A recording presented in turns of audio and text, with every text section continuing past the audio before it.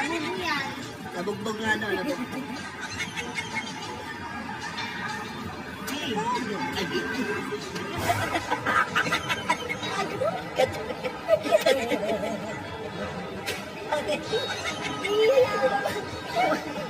Sa bahay kasi, tawag ko sa kapatid ko na bunso, Bing. Ang tawag sa kanya.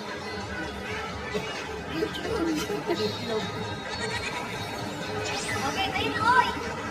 Ay, hindi ko pala. Teka lang, hindi pa ka ready.